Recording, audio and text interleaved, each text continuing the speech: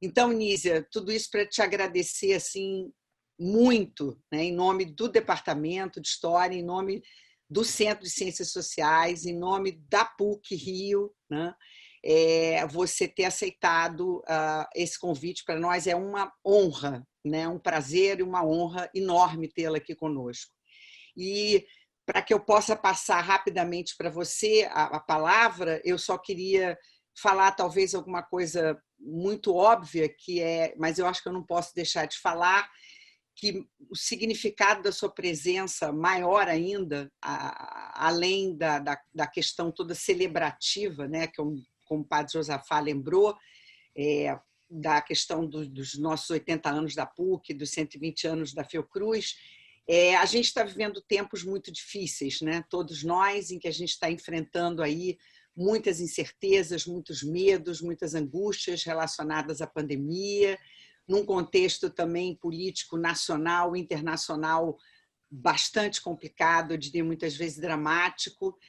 Enfim, as coisas que vivenciamos, os desmontes todos, né, das nossas árduas conquistas na educação, na universidade, na pesquisa, na ciência, enfim, no respeito à diversidade, mas não quero acentuar só esse lado, mas dizer que, exatamente por tudo isso que a gente está vivendo, eu acho que todos nós sabemos o valor desse encontro que a gente está tendo aqui, né? O valor da gente estar junto aqui, da gente poder...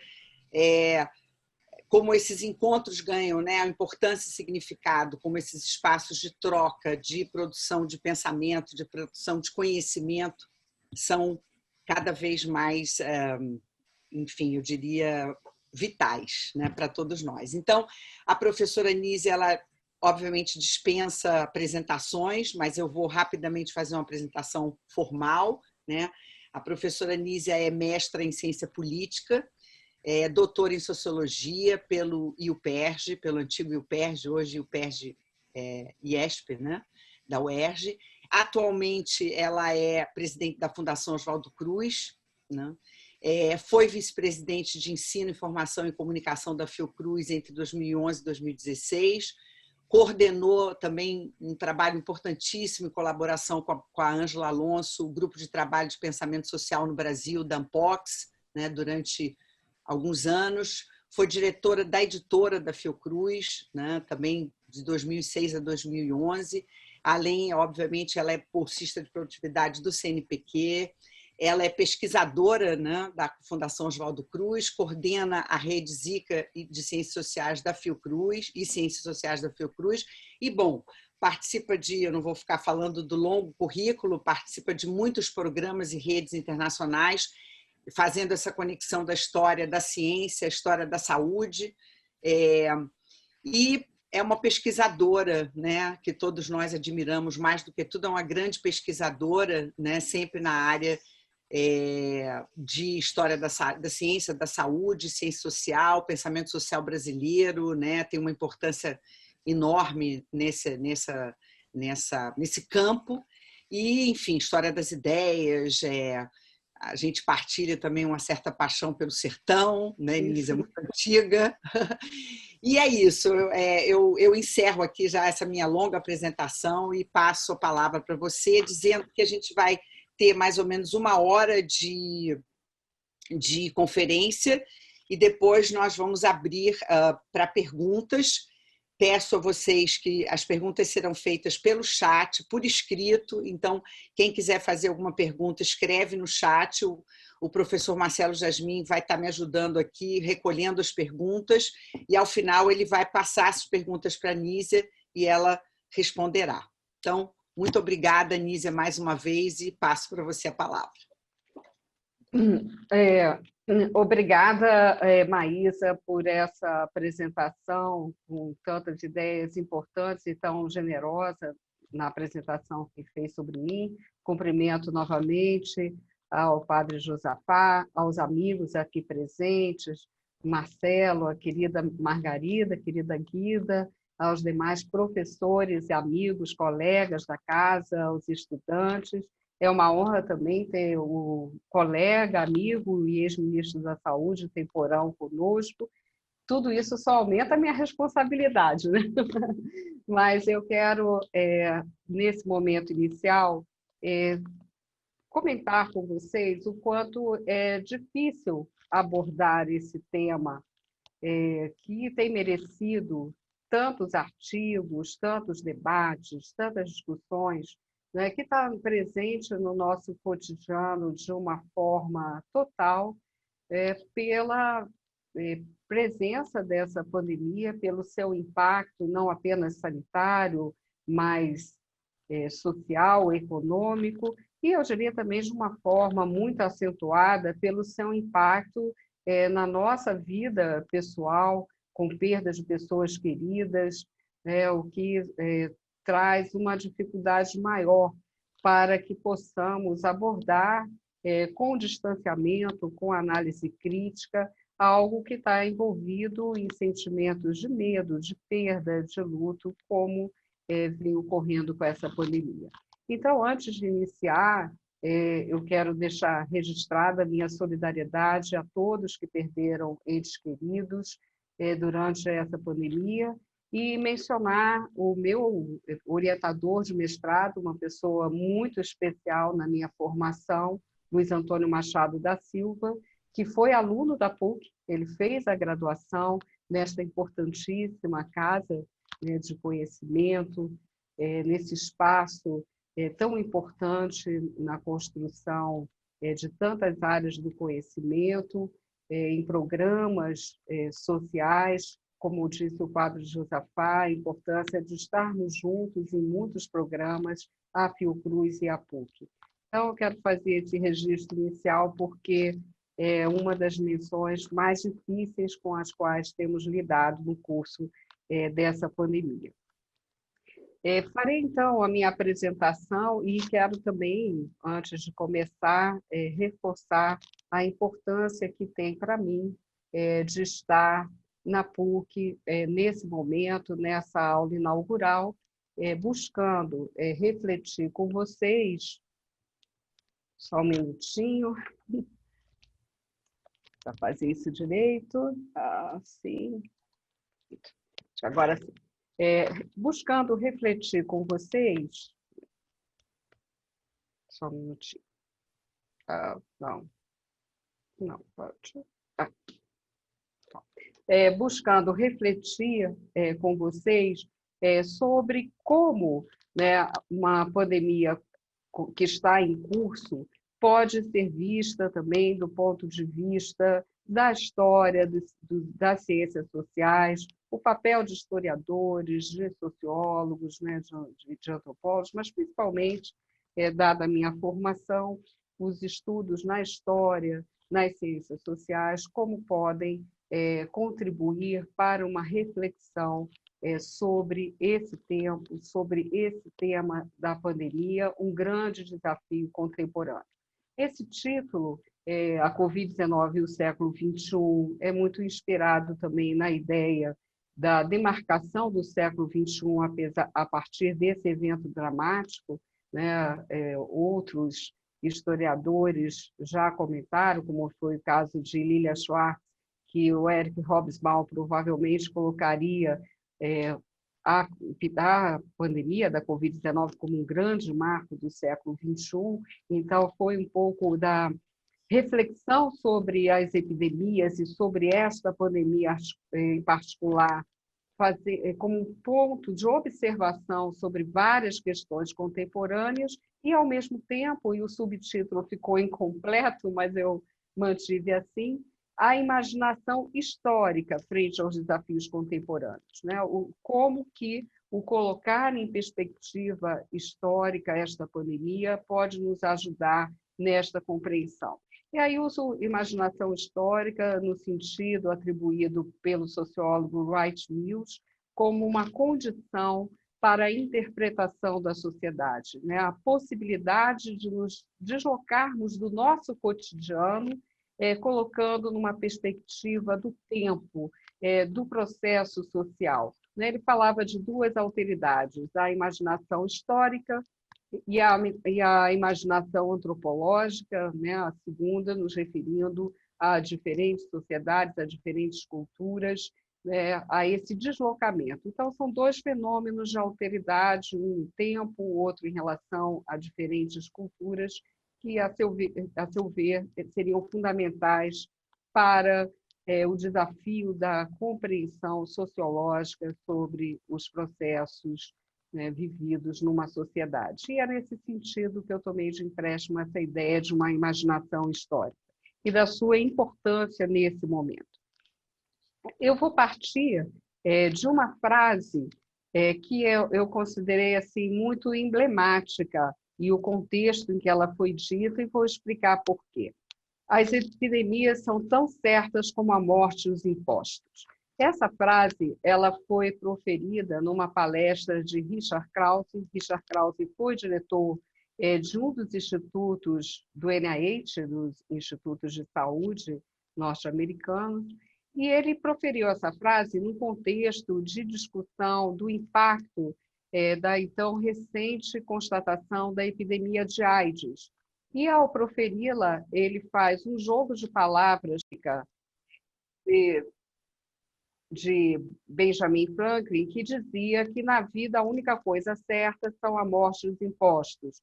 É uma frase que Max Weber usou em A Ética Protestante e o Espírito do Capitalismo para colocar os elementos, né, dessa preocupação da formação de um pensamento capitalista. E, ao colocar essa questão da certeza das epidemias, o que Krause fazia, junto com vários outros autores, e nesse mesmo momento, dado o impacto da epidemia de AIDS, se criou um grupo interdisciplinar na Universidade de Harvard, pensando o quanto que o mundo teria que lidar com novas epidemias, com doenças emergentes, né? Palavra que começou a ser utilizada, e reemergentes, né? Quer dizer, antigas doenças que voltavam em novos contextos. E, quanto a isso, estava ligado a transformações em curso no mundo de natureza ambiental, de natureza social. Eu vou me referir um pouco a elas ao longo da minha exposição. Na verdade, era também um diálogo com uma crença muito difundida na segunda metade do século XX, no pós-Segunda Guerra Mundial, de que seria possível a humanidade superar as doenças infecciosas transmissíveis, né? E isso a partir da ampla difusão de antibióticos, a partir da consolidação das vacinas e programas de vacinação, que datam a vacina do século XVIII, mas que vão se transformando em instrumentos mais poderosos de saúde pública. Então, era uma época que alguns historiadores da saúde definiram como de otimismo sanitário, né? A crença também em balas mágicas, né? Como se tem se dito, ou balas de prata, essa discussão volta com a Covid-19. E, nesse contexto da epidemia de AIDS, há todo o incentivo, né, a discussões sobre a emergência dessas doenças, as vulnerabilidades das sociedades. Isso ocorre, né, e é interessante também, com um grande incentivo a pesquisas sobre doenças e epidemias do passado, em particular sobre a gripe espanhola, sobre a qual vou falar brevemente, que teve um impacto bastante acentuado. Então, eu deixo essa ideia mostrando também que a interpelação à pesquisa histórica, particularmente, mas também a abordagem de ciências sociais no enfrentamento da questão da epidemia de AIDS teve um peso muito grande. No campo das ciências sociais, nós tivemos muitas teses, muitos trabalhos de referência no mundo e no Brasil, não é, em particular, e demandando, interpelando, né, cientistas sociais e também os historiadores a se debruçarem sobre essas questões. Né? A minha experiência, né, aqui, ela vai um pouco mesclar né, a inserção hoje num cargo de alta gestão, numa instituição de pesquisa como a Fiocruz, né, ocupando atualmente a presidência, mas também a vivência e o trabalho em redes de pesquisa que Maísa já comentou aqui.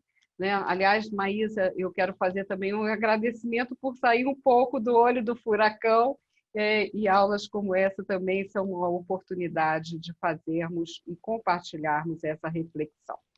Quero também, nesse sentido, mencionar a vocês, essa publicação vai sair virtual e também depois impressa, Diário da Pandemia, Olhar dos Historiadores, uma publicação organizada por um grupo de pesquisadores da Casa de Oswaldo Cruz, também muito conhecido, dos professores aqui do programa da PUC, Dominique Miranda de Sá, Gisele Sanglar, que também fez, né, a sua graduação na PUC, acho que foi o mestrado também, Gilberto Orma e Kaori Kodama, também, né, uma egressa da PUC. Então, esses historiadores se reuniram e fizeram uma série de palestras, de debates e reuniram no livro. E fazem uma reflexão muito interessante, né, sobre os desafios que o tema tão imerso no nosso cotidiano, como eu comecei essa apresentação, nos colocam, né?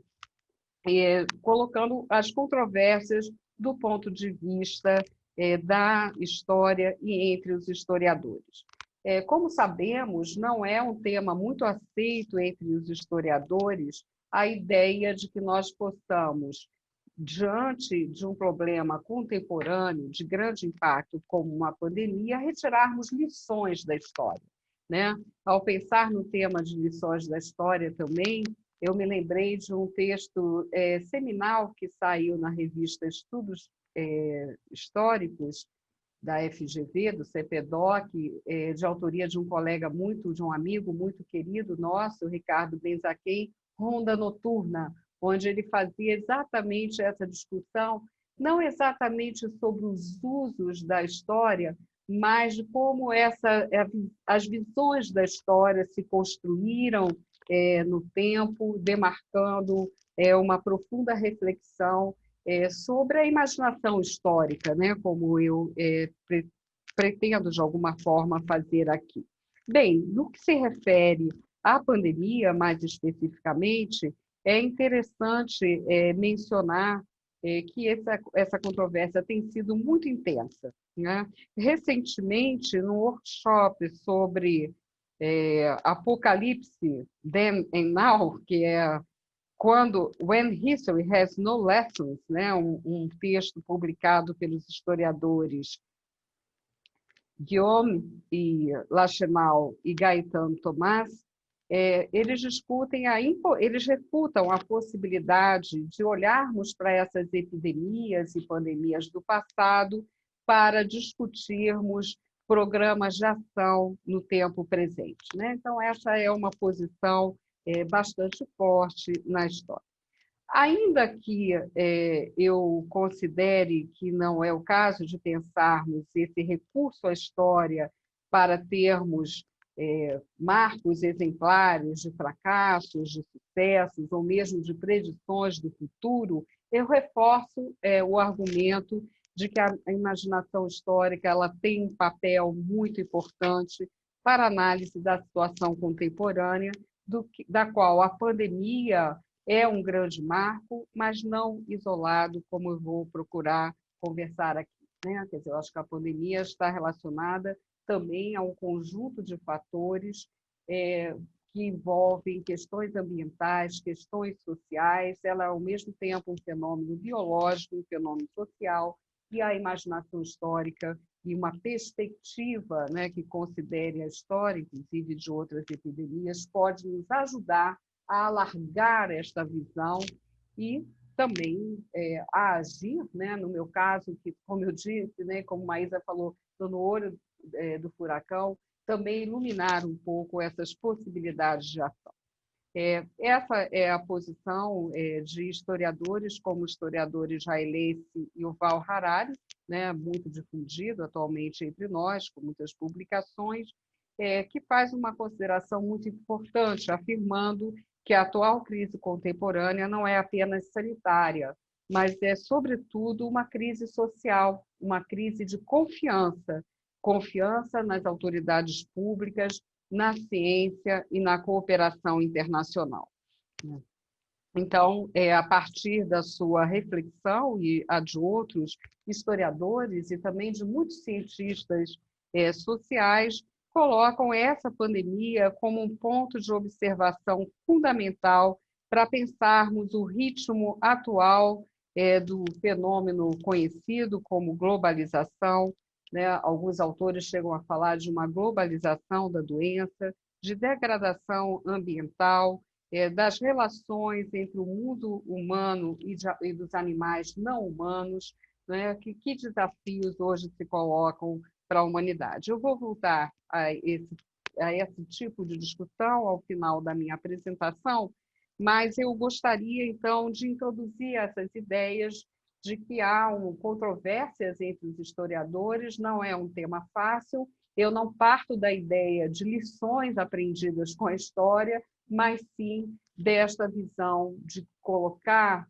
um evento como essa pandemia em perspectiva histórica, analisando outras experiências no tempo e também o que esta pandemia traz de singular, é uma chave muito importante para uma compreensão desse fenômeno, e aqui eu creio que historiadores e cientistas sociais podem dizer mais à sociedade, né? Nós temos visto hoje na mídia, né, a presença de infectologistas, de virologistas, de epidemiologistas. Alguns termos que vêm da epidemiologia passam a dominar, né, a linguagem cotidiana, médias móveis, achatamentos de curvas e tantos outros, mas eu quero não exatamente reivindicar um lugar para historiadores e cientistas sociais, mas argumentar que argumentos vindos do nosso campo disciplinar são muito importantes para um diálogo interdisciplinar necessário frente à pandemia. Do ponto de vista de situar a pandemia da Covid-19 frente a outras pandemias, né, e principalmente do ponto de vista do impacto em termos de letalidade e também de grandes impactos sociais e econômicos, né, talvez já temos um quadro geral aí de várias pandemias ou pestes, né, como foram chamadas, com esse números, né, essa estatística dramática, né, com números de mortes, destacando dados, né, de coronavírus no mundo até 21 de setembro, de quase 1 milhão, né, de óbitos, 1 milhão de eventos, o que nos dá essa marca de uma estatística bastante dramática, como eu coloquei.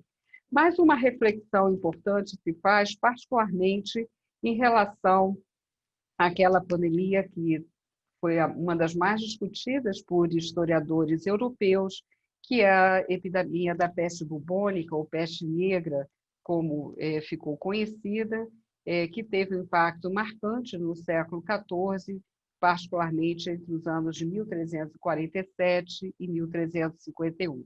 O pânico e o terror da morte tomaram conta das populações do século XIV, né, uma vez que, sem tratamento e ainda sem um diagnóstico preciso, que só viria a acontecer no século XIX, né, quando se identificou a bactéria causadora da peste e a forma de transmissão através da pulga de ratos, né, mas esse evento, pela alta mortalidade, né, que atingiu a população europeia, teve um impacto, como disse, foi objeto de muitos estudos, muitos historiadores. O pânico e o terror de morte então tomaram conta das populações e ela causou uma recessão econômica das mais drásticas na história. Todos os estratos da sociedade foram acometidos pela doença e os efeitos no comércio foram de um impacto enorme.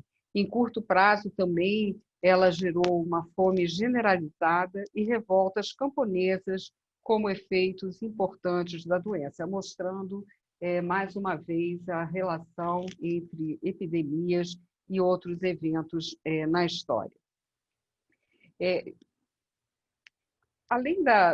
Eu acho que além desse aspecto mais dramático, né, desse quadro de mortalidade, de disrupção nas práticas sociais e econômicas, é também importante mencionar o quanto que essa pandemia teve efeito nos séculos posteriores, nos séculos XVI e XVII, essa possibilidade de uma emergência de novas pestes e outros eventos de doenças que ocorreram levaram, particularmente no norte da Itália, à constituição de conselhos de saúde, né? Conselhos de saúde que tinham um objetivo central que hoje, né, em saúde pública, definimos como vigilância em saúde, reportar uma epidemia de um território a outro, né, e estabelecer normas nesse sentido. Todas as instituições de quarentenas e medidas, né, de proteção pública adotadas eram discutidas nesse conselho, e eu acho que revisitar essa experiência é algo muito importante, não apenas para os historiadores.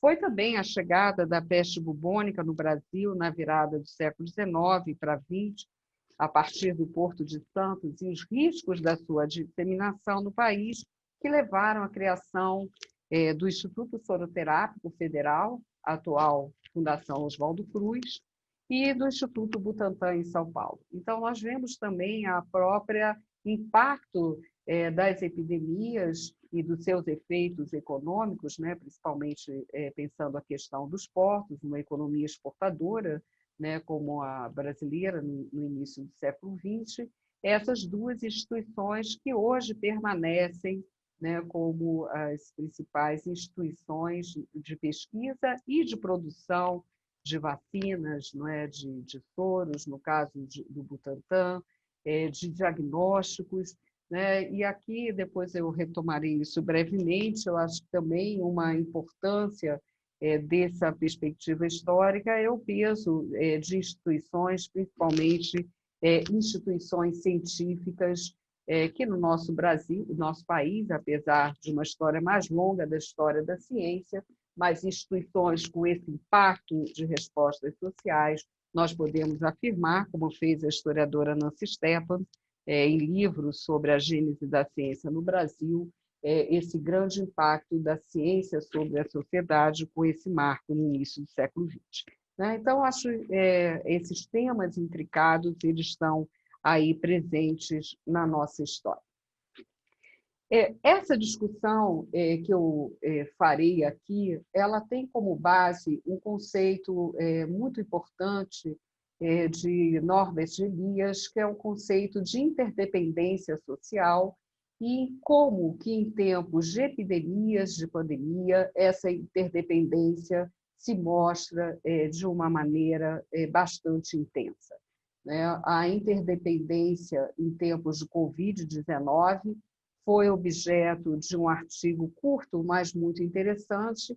Eu remeto a todos vocês a leitura do blog da Biblioteca Virtual de Pensamento Social, que é uma colaboração nossa da Fiocruz com a UFRJ, com o IFIX, eu coordeno junto com o colega e amigo André Botelho, né, sociólogo, e esse texto da socióloga Tatiana Savoia Landini, ele é muito interessante porque justamente ela traz essa discussão da interdependência social em épocas de pandemia, né, mostrando como que historiadores e cientistas sociais que desdobraram o conceito de interdependência de Elias, mostrando como que as ações sociais têm uma implicação para a dependência e a relação de diferentes grupos sociais e países, e como isso se torna mais evidente em situações de pandemia. Esse foi o caso, né, da gripe espanhola no Brasil. A gripe espanhola, como eu disse, houve também um grande incentivo nos Estados Unidos para que ela fosse revisitada a partir daquele grupo de trabalho interdisciplinar, né, dessa discussão da persistência das doenças infecciosas, e a gripe espanhola, no caso da Covid é uma das aproximações mais constantes que se tem feito, pela velocidade da transmissão do vírus, pela letalidade, pelo fortíssimo impacto social que causou. Nós estamos vendo surgindo novos trabalhos sobre a gripe espanhola, não vou fazer aqui uma resenha sobre isso, mas apenas uma ideia do impacto que isso teve na imprensa, do impacto que teve na própria construção de um aparato de saúde, não só no Rio de Janeiro. Aqui nós vemos uma enfermaria no Rio, em 1918. É interessante colocar que, depois de uma série de problemas e da dificuldade de enfrentamento, houve a própria declaração da impossibilidade do governo de trazer soluções para aquele quadro. Houve também, como vemos na Covid-19, negacionismos, movimentos contra o uso de máscaras. Então, muitas questões que aproximariam essas duas experiências históricas. E, no caso da gripe espanhola, uma produção historiográfica mais intensa recentemente, muito interessante, trabalhando de como também ela foi importante para a construção de uma autoridade nacional, que ainda não houve um Ministério da Saúde nesse período. Todos sabemos que durante a República Velha, ou Primeira República, como eu costumo normalmente usar para não entrar no juízo valorativo, então, durante a Primeira República, nós tínhamos a saúde e a educação como responsabilidade dos estados, e a gripe espanhola teve um impacto importante em termos da construção de um Departamento Nacional de Saúde Pública. Isso é muito bem discutido no livro A Era do Saneamento, de Gilberto Ortmann, quando ele discute esse impacto da gripe espanhola a demandar um outro tipo de política pública no enfrentamento daquela situação de epidemia. Também acho que vale a pena falar, comentando sobre a literatura, sobre isso, do crescente número de estudos, há estudos de referência muito importantes, há textos literários fundamentais para a compreensão da gripe espanhola, entre os quais eu destacaria o Baú de Ócios, na obra memorialística de Pedro Nava, mas entre historiadores o tema também ganhou corpo, naturalmente, na Casa de Oswaldo Cruz, por ser um centro dedicado à história da saúde. A gripe espanhola mereceu teses e trabalhos importantes, como é o caso, eu vou citar aqui esse livro, originalmente uma tese de doutorado, de Cristiane de Souza, A Gripe Espanhola na Bahia, porque nesse livro ela discute um aspecto muito interessante, a literatura, seja os textos literários que falam sobre a gripe, como Nava, ou seja, os primeiros textos de historiadores centraram muito dos grandes centros, o impacto no Rio de Janeiro, em São Paulo, em outras capitais. No caso da gripe espanhola, ela faz um movimento pelos portos inicialmente, então é por navio que ela vai se disseminando, mas no caso do livro da Cristiane, há uma discussão muito interessante sobre a interiorização, que é um fenômeno que nós discutimos hoje também, por que vias doenças virais, no caso, transmitidas interpessoalmente, e ainda não está absolutamente claro o peso, no caso da Covid-19, tanto por gotículas, mas também se discute hoje muitos artigos discutindo a questão dos aerossóis, enfim, todas essas discussões estão presentes quando se pensa a transmissão, mas algo que se discute muito hoje também são as vias que mais rápido se dá esse contágio, e aí a importância dos transportes, da atividade econômica, levando a essa disseminação. A gripe espanhola, ela teve um impacto muito grande, teve um impacto em termos de política pública, como eu fiz referência, mas hoje que falamos tanto em novo normal, é importante dizer que, apesar de todo esse impacto, para um mundo fragilizado pela Primeira Guerra Mundial e que enfrenta a pandemia, né? Eu lembro até da discussão que o Nicolau Sevchenko faz dos 3 Gs, né? A guerra, a gripe e a greve, né? No seu texto sobre esse impacto em São Paulo, né? Então, nós vemos que a sociedade não mudou no sentido positivo, como muitas vezes queremos apostar após essa experiência tão traumática, né? Que foi também uma pandemia de efeitos mundiais. Então, essa lição não tiramos da história, né? Então, acho que essa é uma primeira questão que eu queria colocar. Bem, não se trata aqui de fazer o histórico de todas as pandemias. Eu acho que a gripe espanhola ela entra porque ela demandou também medidas de isolamento, ela lidou com muitas incertezas e, nesse sentido, há, sim, uma grande proximidade ao que vivemos hoje, né? Mas quero comentar aqui que entendo que há especificidades muito importantes nesta pandemia. Primeiro, como vários autores de campos diferentes do conhecimento colocam, cada epidemia e cada pandemia tem a sua especificidade, né? É importante pensá-las no plural e não no singular.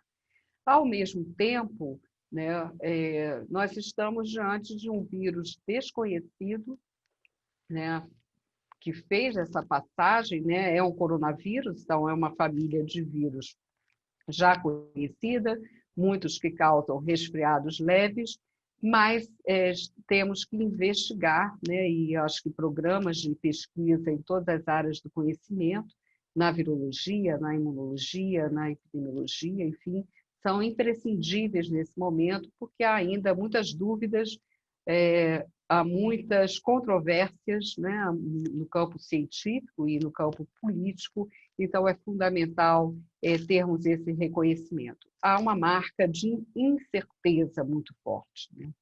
Ao mesmo tempo, há importantes desenvolvimentos da ciência. Há um outro sentido que essa pandemia também ela é singular, e quem discutiu isso numa conferência recente foi Anthony Giddens, né, discutindo essa pandemia na modernidade, chamando a atenção de algo que aparentemente é óbvio, mas que precisa ser dito, né? Quer dizer, esta pandemia é, ao mesmo tempo, um fato biológico, podemos dizer assim, um fato social. Isso não é uma novidade, as outras pandemias a que fiz referência também o foram, mas ela se dá no momento da modernidade que ele, Giddens, caracteriza como da sociedade digital, né? Então, a presença dessa velocidade de informação e da informação das redes sociais, não é, de todo esse aparato de informação e comunicação da contemporaneidade, elas são constitutivas da pandemia, né? Quer dizer, elas não são meios de transmissão da pandemia, elas são constitutivas da pandemia. Isso é muito importante, porque a todo momento somos bombardeados com informações, com falsas informações científicas, né? Com conhecimento em construção. O próprio conhecimento científico no campo biomédico ele também se dá, em grande parte, com o uso de novas bases de dados, o sequenciamento do vírus, que foi feito, né, inicialmente por pesquisadores chineses,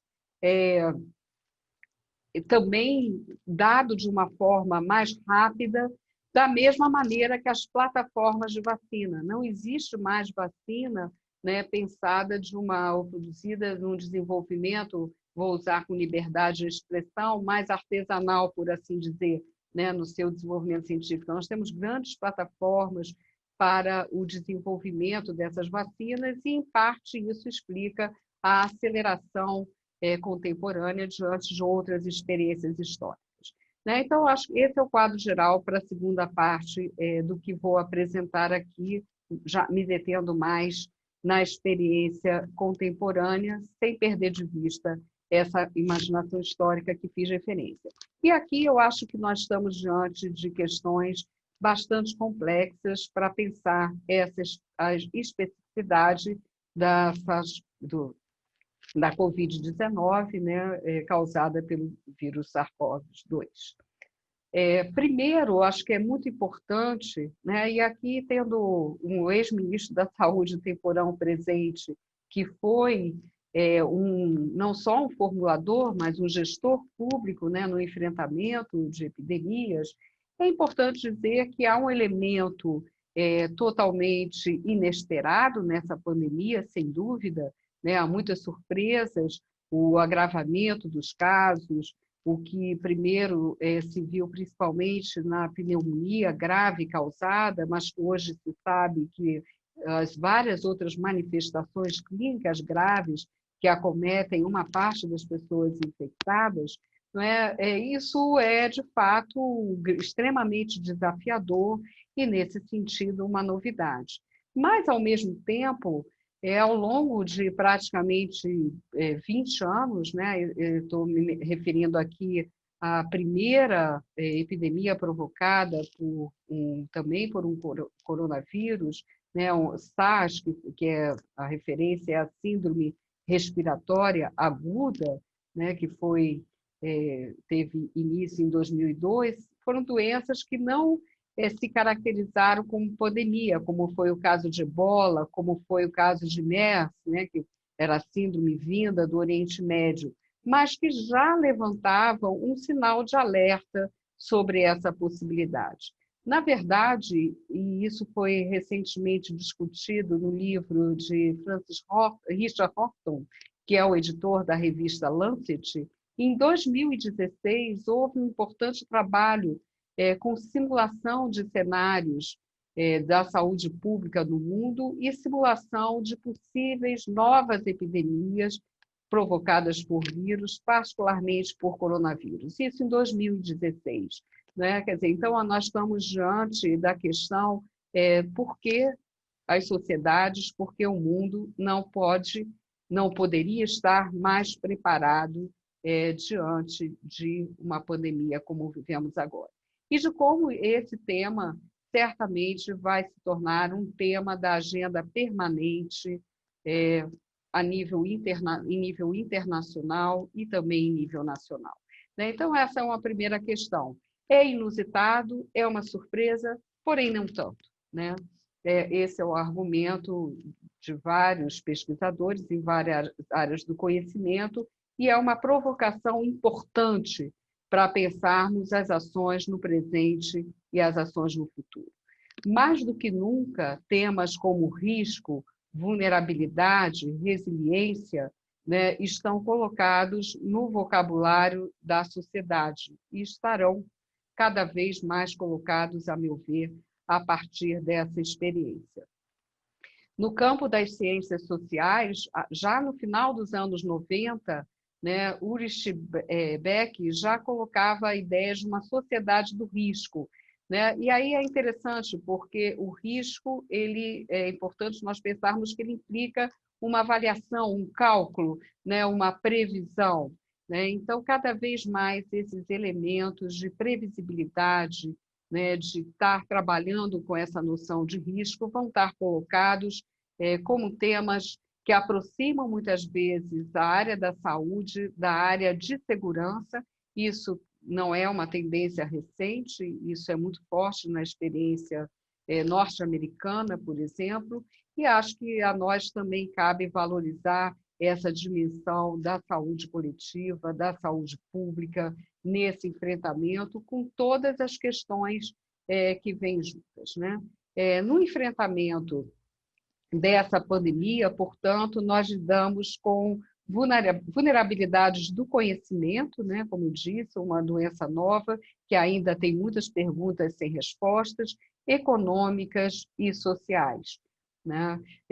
Isso caracteriza outras pandemias também, mas tem sido absolutamente intenso no caso da Covid-19, em função dessa sua dupla característica biológica e social, e dela se dá dentro de uma modernidade marcada pelo que o Giddens chama de uma era digital. Ele chega a falar, ele usa um termo em inglês que, como o inglês ajuda, né, nos termos sintéticos, digidemic, né? Seria uma epidemia digital, digidemic é o termo que ele usa. Então, acho que isso é fundamental para nós pensarmos essas relações.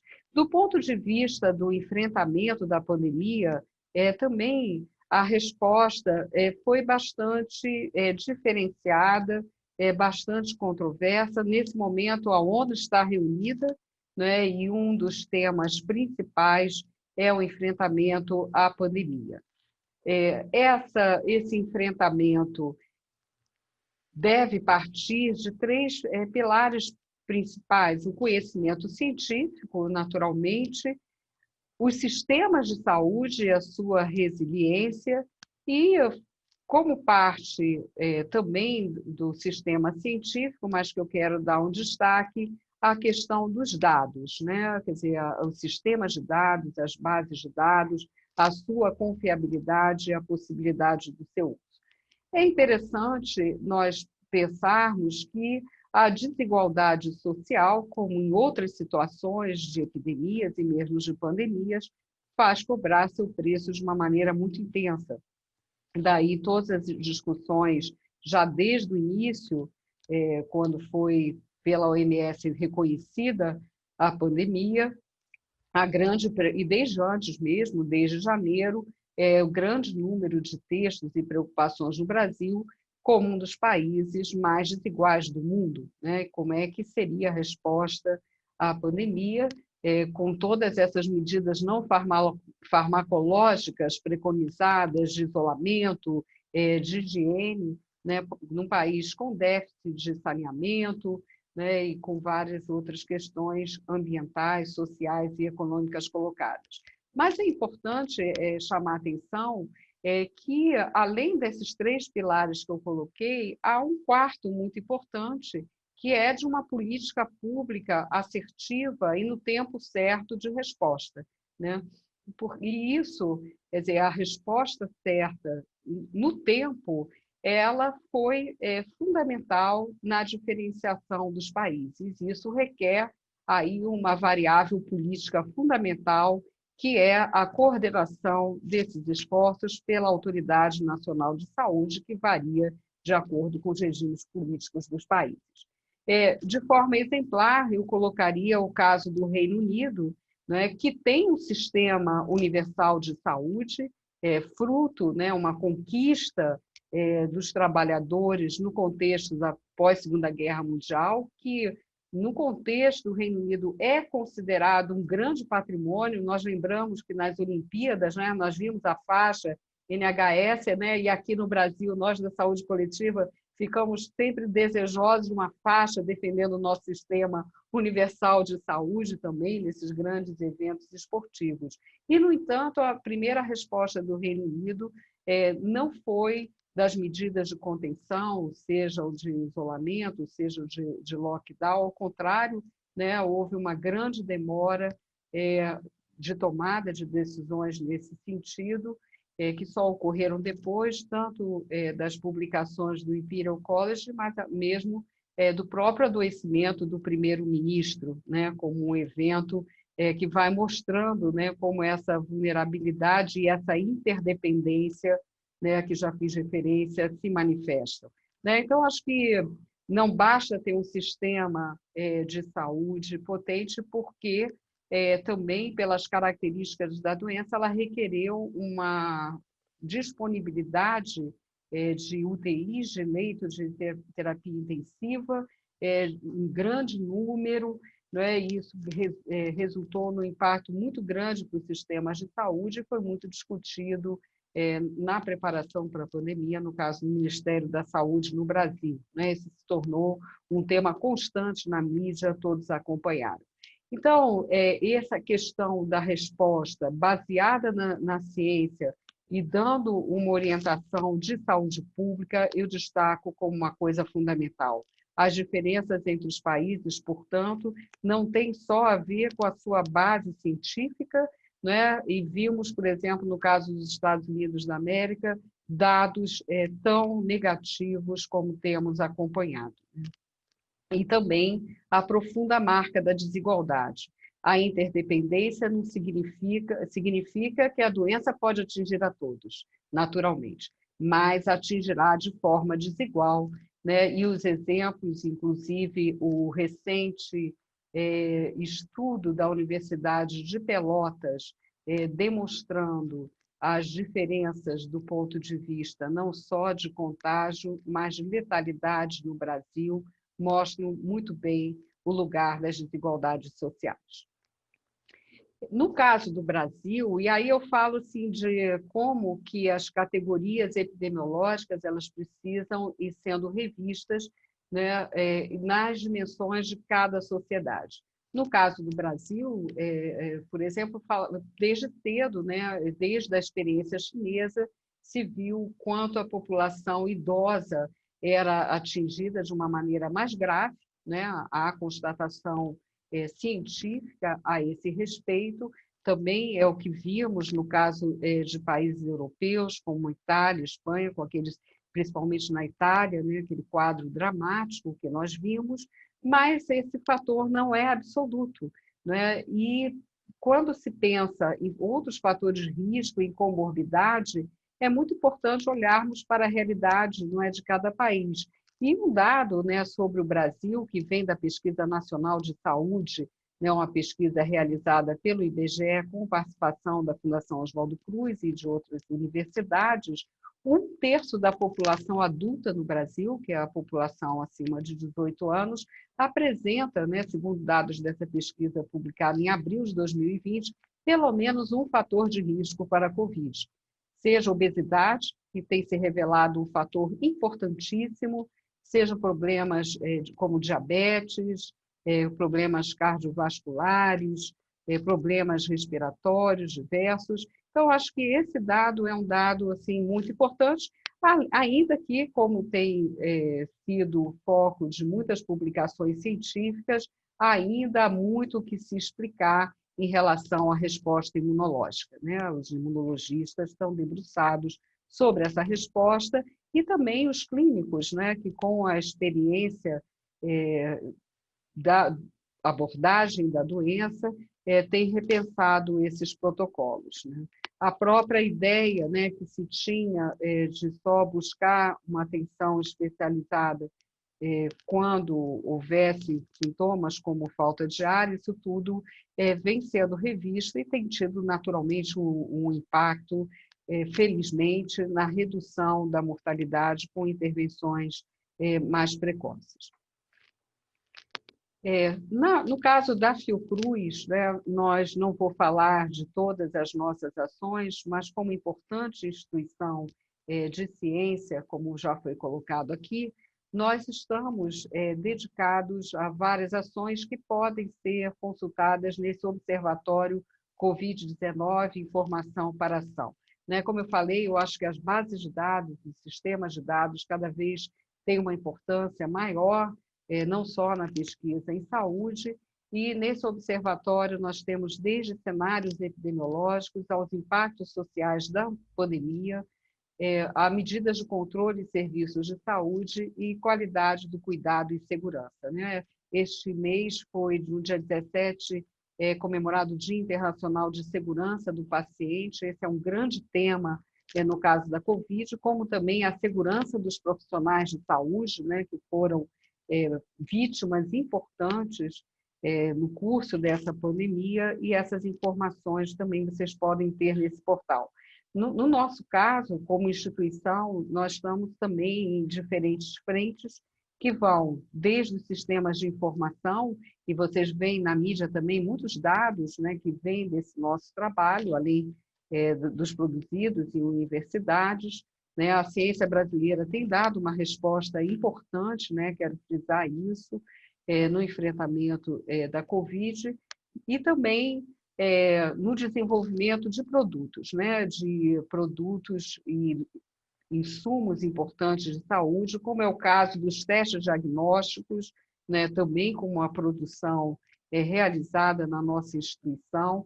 O teste e a testagem são fundamentais em todas as etapas da pandemia e devem estar, e essa é uma recomendação que tem discutido com o Ministério da Saúde, inclusive, fundamental para esse momento da pandemia, né? Para que o retorno a algumas atividades que deve ser feito com base no monitoramento constante, não se dê às cegas, e eu acho que algumas coisas que eu tenho visto, né, como a gente vê, seja no caso do Rio de Janeiro, ontem eu estive no Congresso e os parlamentares estavam falando também das convenções partidárias, festas como sempre se fez, então são situações de extremo risco e que certamente, pela vulnerabilidade, né, que eu já mencionei aqui, podem gerar, como tem gerado, né, esse é o caso do Rio de Janeiro, aumento de casos, novos óbitos, e a pior situação que nós podemos ter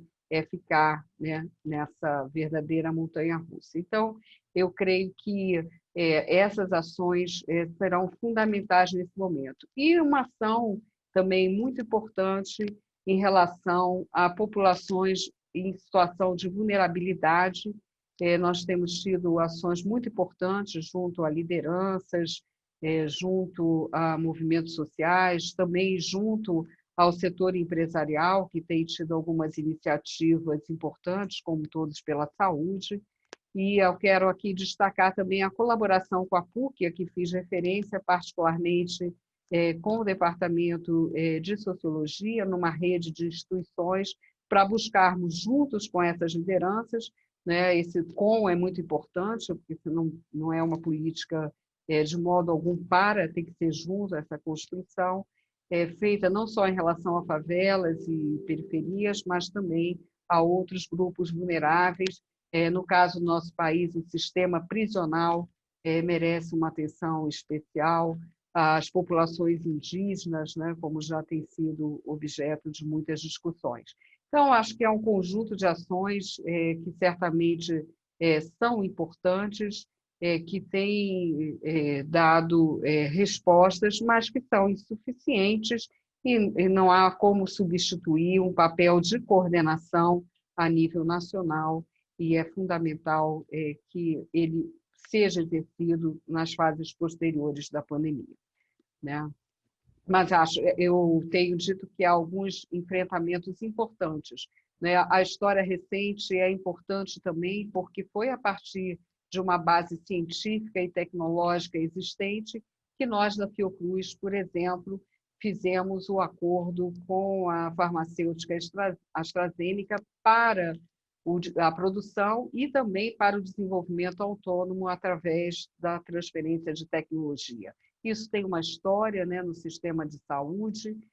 No caso, para a discussão do complexo econômico e industrial da saúde, as referências mais importantes são artigos de Carlos Gadelha, economista da Fiocruz, e do próprio ministro Temporão, aqui conosco, que não só discutiram, mas colocaram em prática esse conceito em ações no Ministério da Saúde. Essa questão da desindustrialização também é um tema muito importante ao se pensar o futuro e como que o Brasil pode e deve e precisa avançar mais em termos desse complexo econômico industrial da saúde. Por fim, eu queria comentar, né, não se trata aqui de traçar um cenário de futuro, mas colocar desafios que estão presentes frente a esta pandemia e frente a possíveis emergências e reemergências de doenças com que o mundo já estava lidando antes, não nesse caráter dramático, mas que terá que se preparar para enfrentar. Né? Esses 7 desafios são objeto de um trabalho que eu estou tentando realizar, né, nas brechas do que o chamado para ação, que é o mais importante da minha atuação hoje, permite, mas que é pensar a pandemia também relacionada a tendências em curso e que não se restringem às questões relacionadas à emergência de doenças e à própria saúde, que são os grandes desafios contemporâneos com os quais eu acho que todas as áreas de conhecimento têm que lidar e com as quais a sociedade tem que organizar. né, das questões que eu coloquei até agora, eu diria que uma demanda por uma presença mais efetiva do Estado como garantidor da saúde coletiva é fundamental e, ao mesmo tempo, uma presença maior da sociedade, né? Eu acho que isso é um sinal positivo dessa pandemia, né? Nós vimos em muitos lugares, eu daria um exemplo próximo da Rede Maré, que eu tenho acompanhado, tão próxima à Fiocruz, ações de solidariedade muito importantes, certamente na PUC, pelo trabalho histórico junto à Rocinha, né, isso também tem se verificado. E não apenas nas favelas de periferias, mas várias ações demonstrando, mais do que demandando, uma solidariedade social. Mas, nesse momento, eu acho que nós teremos, daqui para frente, que lidar com desafios postos, já não de hoje, que são incontornáveis, eu diria, para todas as áreas do conhecimento e que não podem ser estranhos aos historiadores, aos cientistas sociais. Um é o desafio ambiental, né? Eu acho que esse desafio ele está na base da emergência dessas novas doenças, dessa passagem de vírus do humano para animais não humanos, e com a velocidade do nosso modelo de consumo e de desenvolvimento, né? Então, acho que o desafio ambiental está diretamente relacionado com o modelo de desenvolvimento, que, para a gente pensar não no novo normal, mas no novo futuro, né? Um futuro que tenha base numa reflexão de um outro modelo de sociedade, ele é incontornável. O segundo desafio é o desafio demográfico, né? Como lidar, ao mesmo tempo, com o envelhecimento da população em vários países, inclusive no Brasil, com as suas demandas, com a necessidade de proteção. E, no caso de países como o nosso, que ainda tem um contingente jovem, né, bastante expressivo, como lidar com as oportunidades, com a valorização e com a inclusão desses jovens na sociedade. O desafio referido à persistência das desigualdades, não é? Quer dizer, eu acho que a pandemia coloca nu problemas que as pessoas parecem que se surpreendem, né, com condições de vida em certas áreas do país, se surpreendem com as condições da mobilidade urbana, um fator que tem sido dramático na disseminação do vírus, seja a mobilidade urbana em centros como o nosso, ou seja, mesmo quando pensamos em relação por exemplo, à região norte do Brasil, onde a disseminação do vírus adquiriu uma característica dramática pelas condições de circulação nos rios, né? Circulando nos rios, mas não é bem nos rios, né? Circulando nos barcos aglomerados.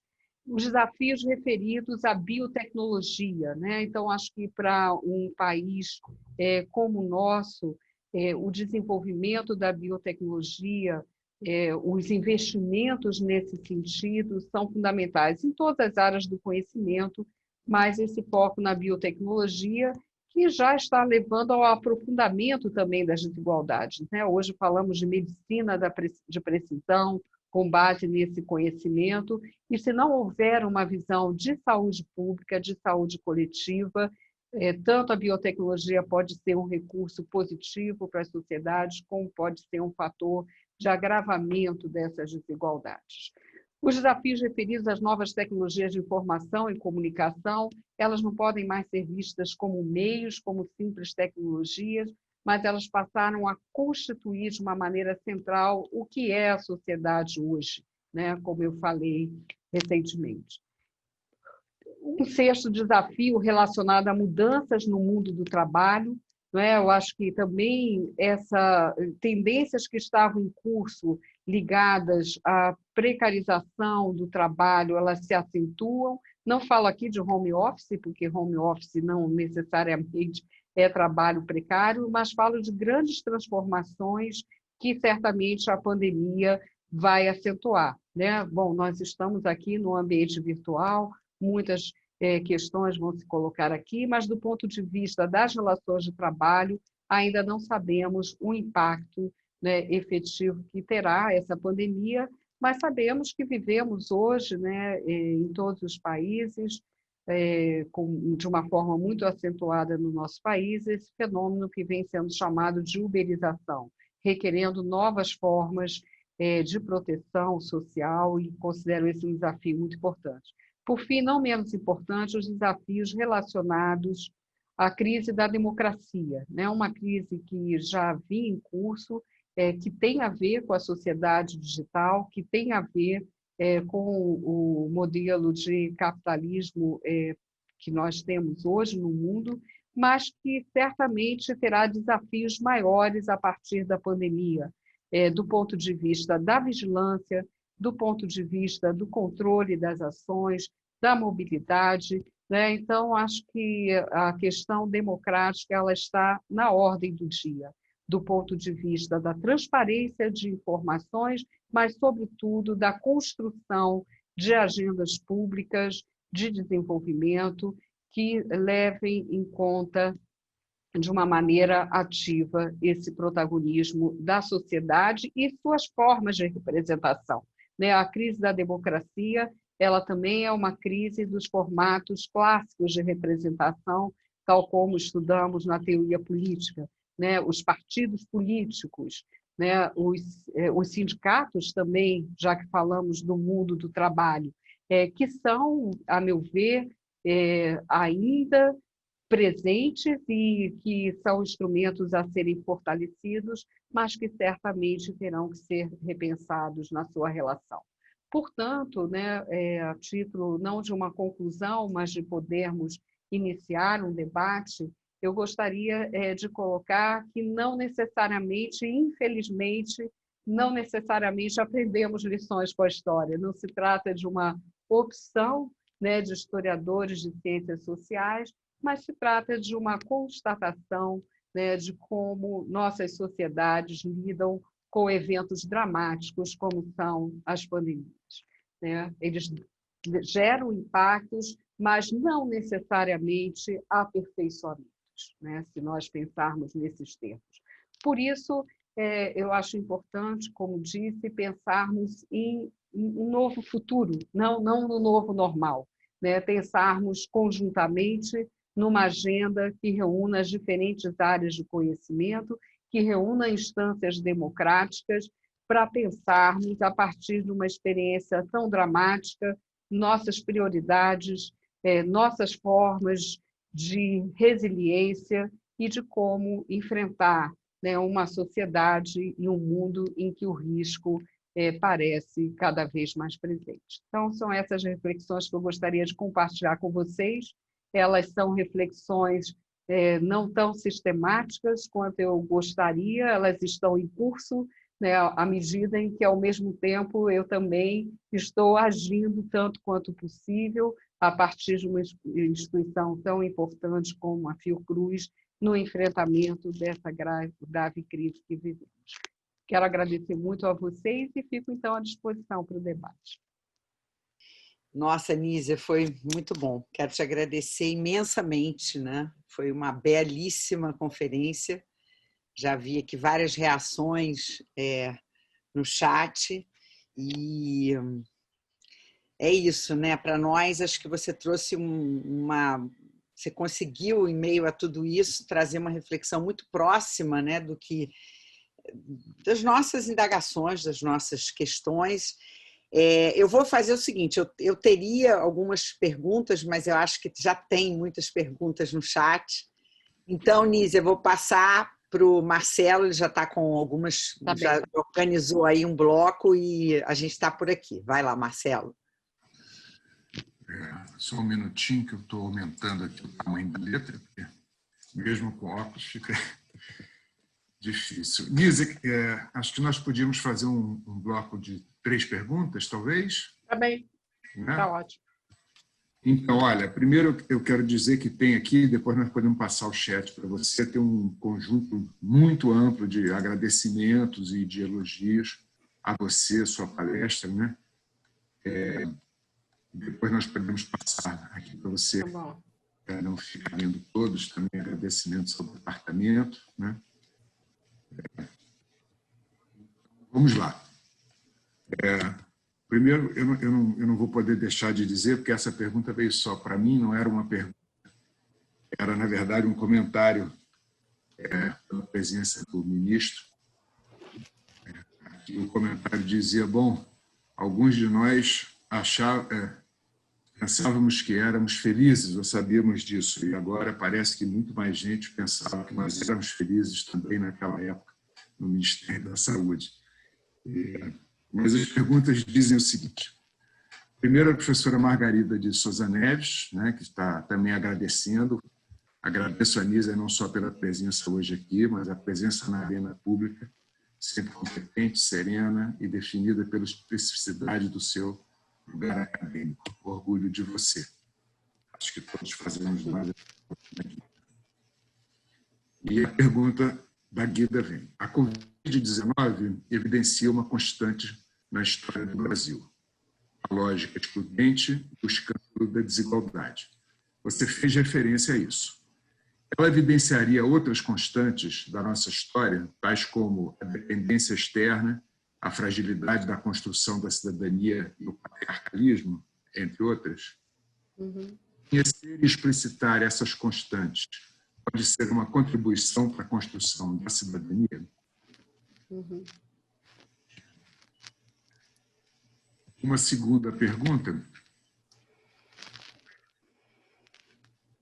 vem do Renan Vicente da Silva, querida Anísia Trindade.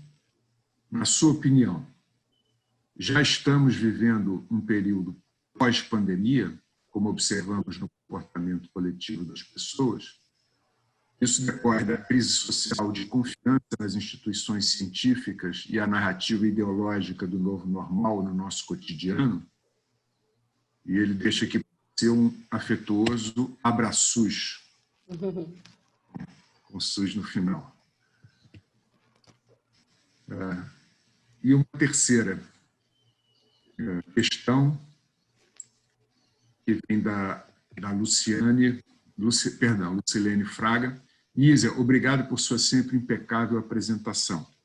Uma das marcas da pandemia é a epidemia de problemas de saúde mental. Seria também um dos desafios para o campo da saúde pública? Então, reunir essas três são questões diferentes, Excelente. também remetem a outros temas que estão em outras questões, e acho que elas representam também o que... Não, tá ótimo. Quero agradecer a Guida, ao Renan e a Lucilene pelas perguntas. Guida, querida, saudade. Muito bom ver você, ainda que aí nos retângulos, né? Nossa vida por retângulos agora. Eu acho que você coloca uma questão muito pertinente, né? Na verdade, existem questões permanentes, né? Permanências ou constantes, como você se referiu na história brasileira, e a relação de doenças particularmente disruptivas, né? Como são epidemias ou mesmo pandemias, elas de frente colocam essas constantes. A desigualdade, como você disse que eu fiz referência, há dados importantes sobre isso já sendo trabalhados, alguns que ainda não estão sendo discutidos, então, sem dúvida nenhuma, no caso dos Estados Unidos, se mostrou de uma maneira bastante forte, né, em relação à população afrodescendente, né, as diferentes desigualdades como se manifestam, e no caso do Brasil também, né, esses dados mostram muito evidentemente, muito em particular na questão da letalidade, mas também da transmissão, né, e aí entram fatores como moradia, transporte, né, todas as questões que eu fiz referência. Mas também outras constantes, né? Eu falei rapidamente sobre essa questão da dependência externa e do complexo da saúde. No caso, nós vimos essa dependência em relação a respiradores, em relação a uma série, né, de artefatos necessários para essa proteção, e, ao mesmo tempo, nós vimos a importância de uma outra constante, que ainda não seja tão constante assim, né? Que é a presença de instituições. Eu acho que eu queria também para não ficar só na chave negativa, dizer que algumas instituições em particular, e falo da Fiocruz, mas falo também das universidades, que têm mostrado muitos trabalhos inovadores em diferentes campos do conhecimento, e também da Agência Nacional de Vigilância Sanitária, né, que é importante dizer, tem um papel muito importante, né? O Brasil tem um aparato institucional, eu diria, bem constituído em muitas áreas, né? E isso é algo que se conseguiu avançar, mas que também, claro, que está sob risco, né? Para usar o termo risco, né? Vi essa semana o diretor do CNPq colocando as questões gravíssimas orçamentárias do CNPq. Então, trabalhou-se muitas coisas que fizemos na Fiocruz, foi a partir de uma ação do Ministério da Saúde, de ação de governo. Tivemos uma medida provisória para a questão da vacina assinada pelo presidente da República, mas isso não pode ser visto como um orçamento emergencial para este ano, né? Esse é um desafio muito concreto colocado hoje, né?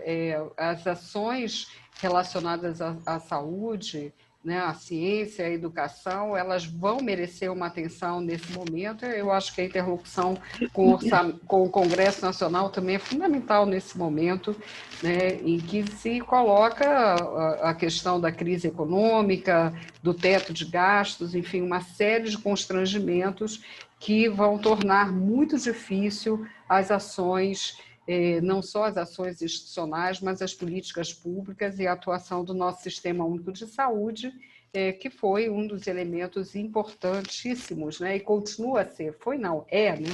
Porque nós estamos na vigência da pandemia longa, né, longa. A gripe espanhola, por exemplo, ela teve uma duração menor, né? Então, acho que essa questão de uma duração longa, seu impacto no cotidiano também se faz sentir. Então, essa persistência da dependência externa, eu queria também reforçar o que eu falei durante a minha apresentação, é muito importante reforçar dentro do Sistema Único de Saúde a questão da ciência, tecnologia e inovação. Né? Foi criada uma secretaria específica, isso foi em 2002, foi criada a secretaria, e eu acho que ter essa visão do complexo econômico da saúde, uma autonomia, incorporação de tecnologias de ponta, desenvolvimento de novas tecnologias pelos grupos de pesquisa do país, ela é fundamental.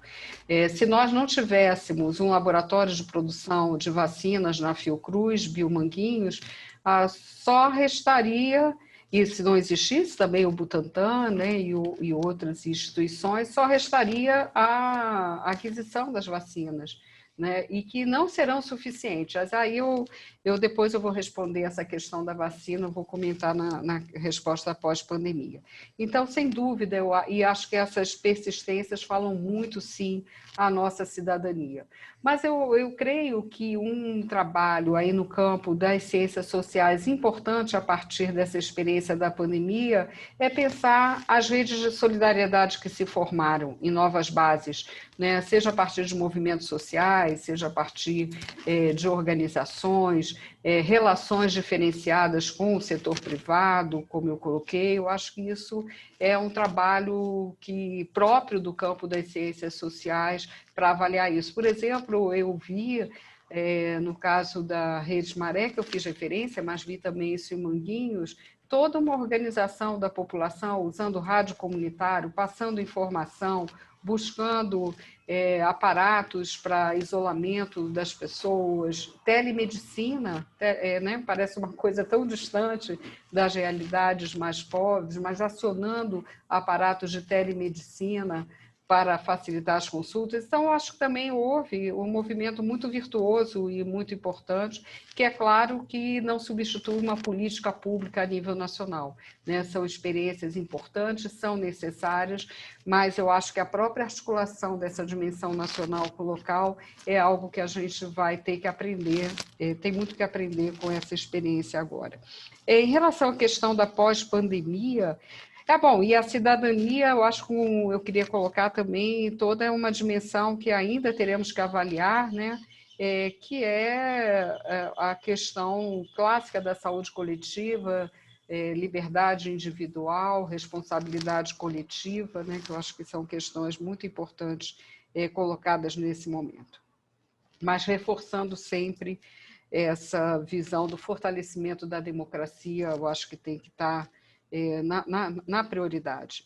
Em relação à pós-pandemia, na verdade, assim, a gente não pode dizer que está na pós-pandemia. O que nós temos preferido, aí como uma discussão interna na Fiocruz, mas outras instituições, outras pessoas discutindo isso, é pensar uma convivência com esse vírus, né? O que significa isso? É claro que é impossível preconizar uma situação, acho que ninguém preconizou isso, aliás, porque seria um contrassenso, né? Uma situação em que nós tenhamos um isolamento social permanente, ou mesmo medidas de lockdown, que foram pontuais, como sabemos.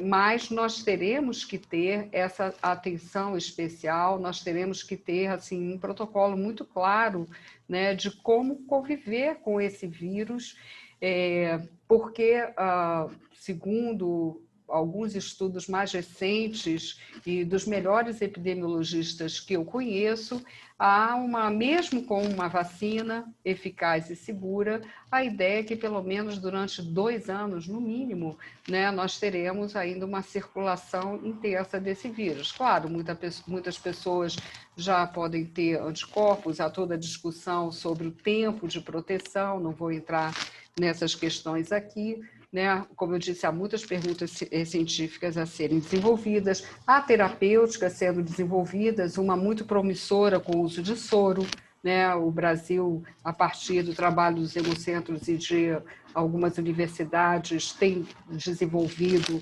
estudos promissores nesse sentido. A vacina é uma ferramenta de saúde pública fundamental, que bom que haja, né, esse movimento, mas sabemos que ele está ligado também a um cálculo econômico.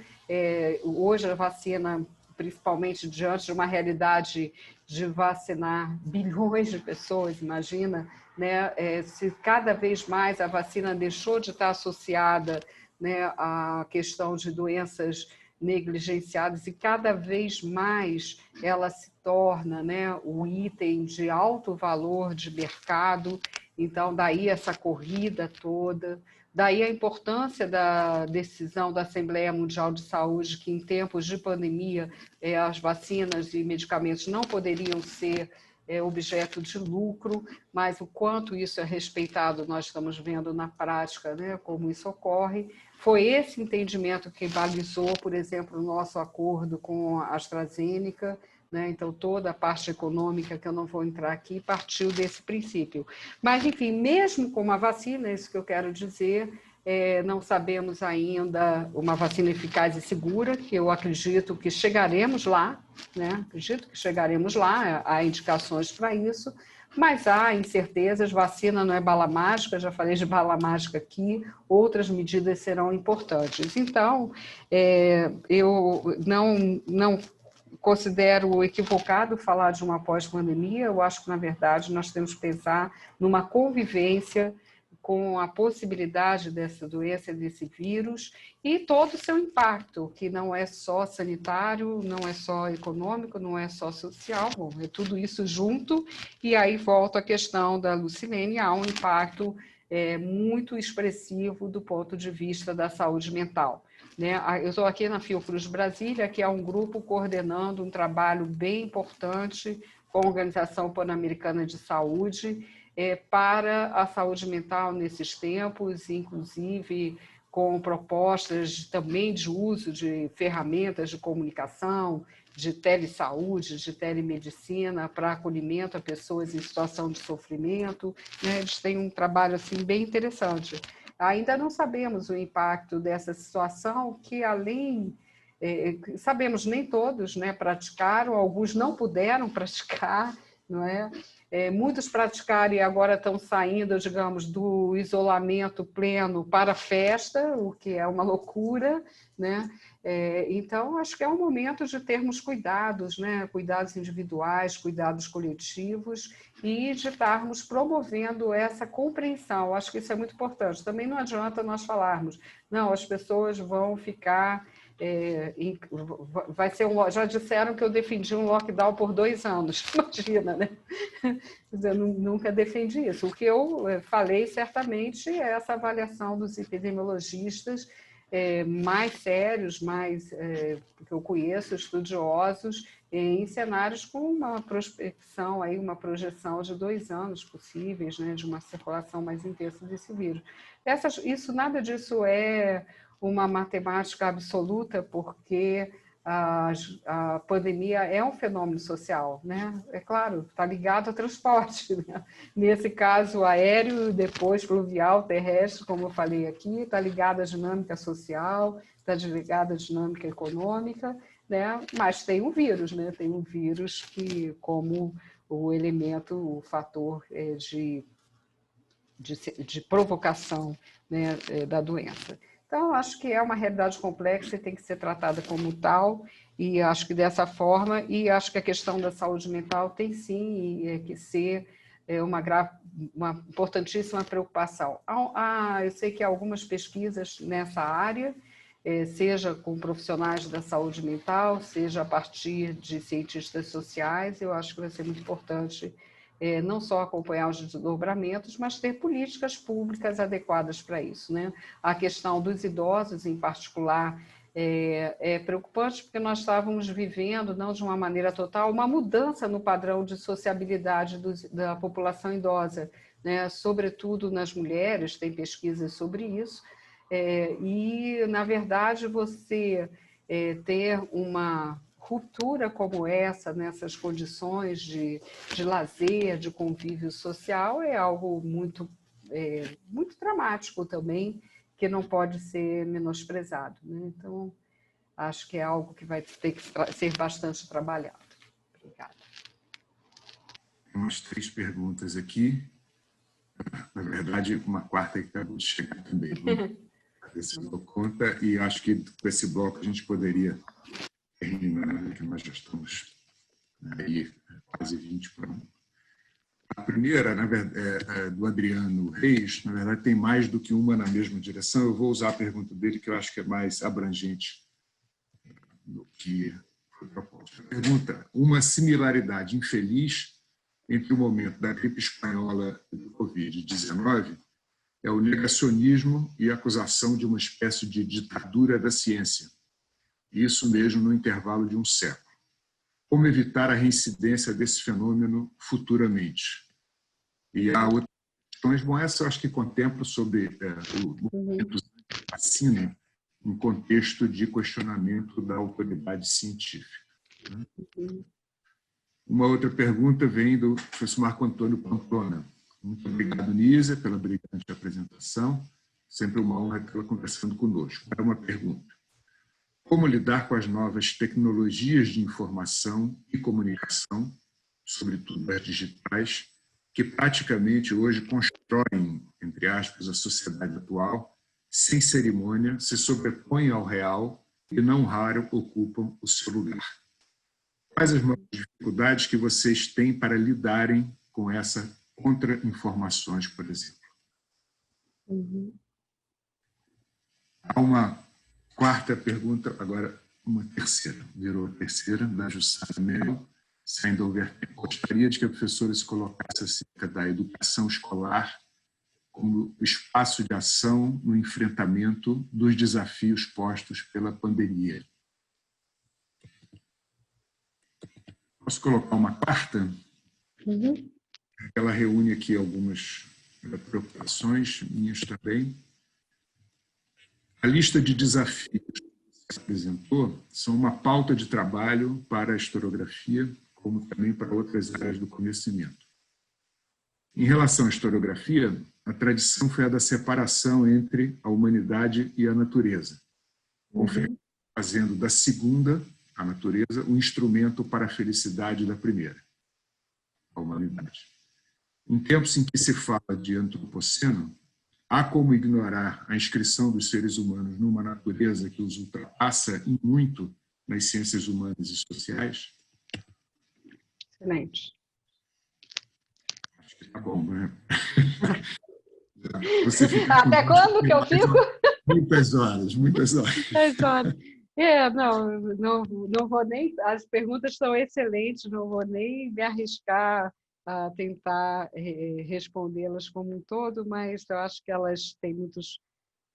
Enfim, acho que algumas têm conexões importantes. Bom, vou primeiro colocar essa questão que acho que Adriano, né, colocou, da relação da semelhança com a gripe espanhola, nessa questão do negacionismo, da afirmação de uma ditadura da ciência. Essa, aparentemente, é uma questão simples, né? No sentido de nós afirmarmos esse valor da ciência e da autoridade científica. Acho que nunca se falou tanto em conteúdos científicos, pelo menos de questões e objetos da epidemiologia, da virologia, com toda certeza. Mas, e também de que as autoridades de saúde nacionais e os governos, né, para falar mais claramente, tivesse por base esses argumentos e a própria autoridade da ciência. É importante nós defendermos isso, mas é importante defendermos isso também com uma perspectiva crítica, né? Na verdade, eu acho, e eu vou me remeter a um texto do Robert Berton, que eu acho um texto valioso para ser lido nesse contexto, que é um texto sobre ciência e democracia, né, que no Brasil foi publicado naquela coletânea Sociedade, Teoria e Estrutura do Merton. Mas foi uma palestra que ele deu para a Sociedade para o Progresso da Ciência Norte-Americana. E nessa conferência ele dizia que, na verdade, da afinidade entre ciência e democracia, né, e que os cientistas muitas vezes desconheciam esse fato, né, e que a ideia de uma autonomia da ciência tinha sido uma crença, né, um valor, mas que a experiência da Segunda Guerra tinha colocado em xeque. Né? Então, eu parto desse texto porque eu acho que ele é muito valioso para nós pensarmos essa questão. Na verdade, o que dá uma qualidade diferenciada ao argumento científico é o seu método e a sua demonstração, né? E a capacidade desse conhecimento poder ser mesmo questionado. É isso, na verdade, que nós devemos defender. Porque, em alguns países, a autoridade científica foi mobilizada, mas foi mobilizada para uma escolha, a meu ver, equivocada. Né? E aí eu vou dar o exemplo do Reino Unido, mas poderia falar de outros países também, quando, num primeiro momento, partiu também de autoridades científicas essa ideia, né, que se tornou uma vulgata hoje, da tal imunidade de rebanho, né? Que fatalmente traria a implicação de mortes, né? É uma escolha, né? Aquelas escolhas de Sofia, né? E por que eu estou colocando isso? Porque eu vi nesse livro do Richard Horton, que eu fiz referência, uma reflexão muito interessante. Tem se colocado na Organização Mundial de Saúde, em alguns países, a ideia do cientista-chefe, né? Quer dizer, uma autoridade científica. Em alguns governos no Brasil, isso vem acontecendo também, de dentro do governo, né? Então, você tem uma figura daquele, digamos, conselheiro científico, tá? Na falta de uma melhor expressão aqui. E, no caso da experiência do Reino Unido, o que o Horton discute é que, depois, em paralelo, se criou um conselho científico independente. Então, não é muito simples também essa relação entre ciência e política pública, ciência e governo. Na verdade, eu acho que a nossa defesa tem que ser a defesa da pesquisa científica, da sua comunicação com transparência, dos métodos explicitados e adequados, né? E não de uma ciência no geral, né? Até porque existem controvérsias. Com isso, eu não sou negacionista. como a gente está no mundo em que o negacionismo ocorre, a gente corre o risco de, ao falar isso, parece que você está deslegitimando a ciência. Eu acho que nós não podemos cair nessa armadilha. Nós temos que defender a atividade científica, a busca da atividade científica, a busca de consensos, e aí eu acho que a autoridade de saúde tem que entrar para tomar a decisão, né? E eu acho que, no nosso caso, que estamos no campo da ciência, né, é muito importante também que nós estabeleçamos melhor as nossas formas de comunicação com o público. E aí já junto até um pouquinho com a questão do Marco Pamplona, né? Quer dizer, eu acho que a questão da sociedade de informação, do peso dessas tecnologias de informação, da sociedade digital, para usar o conceito do Giddens, é um grande desafio contemporâneo. Né? É claro que, como todo desenvolvimento tecnológico, ele não pode ser negado, mas ele tem que ser problematizado, e nós temos que encontrar no espaço democrático as formas de nos contrapor ao peso e ao monopólio dessas redes, né? Que são redes de dados também, que possuem informações das pessoas aí plenamente como consumidores, né? Inclusive consumidores de informação de uma forma plena. Aí eu acho que é o espaço da política, Marco, mas de uma política que deve ser informada por uma agenda de pesquisa, né? Daí eu ter colocado essa agenda, que é uma agenda de pesquisa, mas, ao mesmo tempo, acho que é uma agenda programática para se pensar a democracia hoje. Né? Preciso trabalhar muito mais nessa questão da agenda, dos desafios. Né? Originalmente, eu fiz isso para uma aula inaugural no programa de saúde pública, porque eu acho que alguns temas não podem ser temas dos programas de comunicação e de informação, ou dos programas de história, ou de economia, ou de educação ambiental. Eles são temas que, de fato, precisam ser transversais a todas as áreas, porque são aqueles temas, a meu ver, que constituem os processos de mudança e que nós já experimentamos hoje na contemporaneidade. Então, é um pouco nesse sentido que eu propus. Então, Marco, eu acho que é o pensamento crítico e é a construção democrática e, ao mesmo tempo, um uso crítico, né, dessas tecnologias de informação e comunicação a favor desses valores. Né?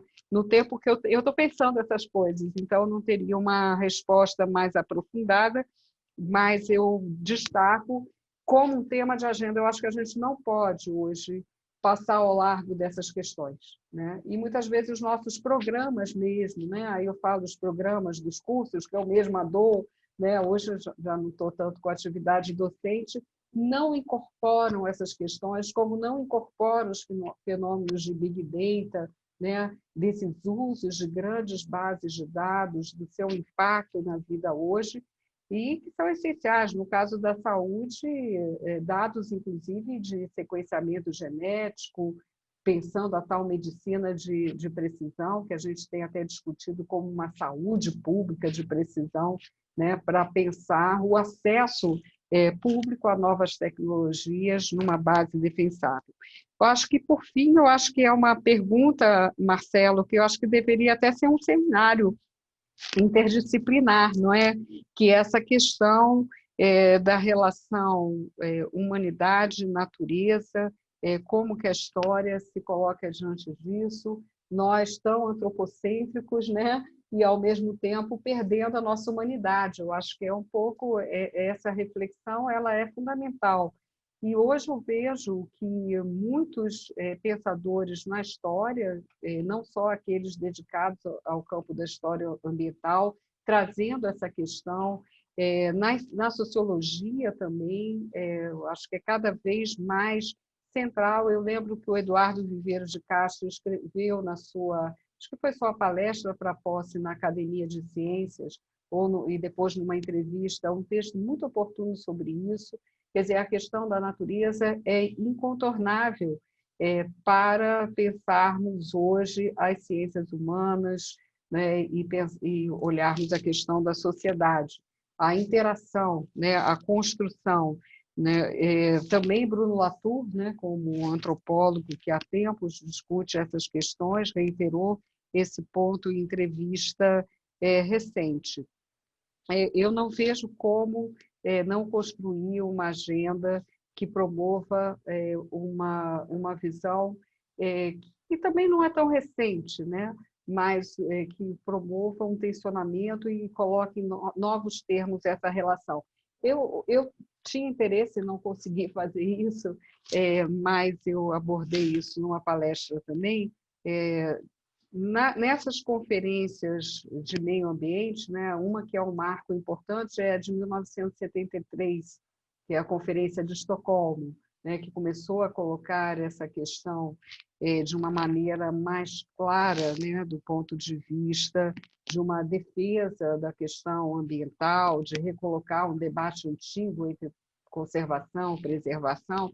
E nessa conferência, o Josué de Castro, né, nosso mestre aí da Geografia da Fome, apresentou um texto muito interessante, que depois Ana Maria de Castro, filha dele, publicou, colocando essa questão do imediatismo, né, do imediatismo no uso de recursos, como um grande problema e de como que a humanidade teria que se afastar desse paradigma, né, desse modelo de relação para o outro. Então, acho que, na verdade, os temas são interdependentes. Quando nós falamos de homem e natureza, nós estamos também falando de modelos de exploração, né, do que nós chamamos recursos naturais, né, na tradição, né, do pensamento ocidental, e que precisa realmente ser revisto.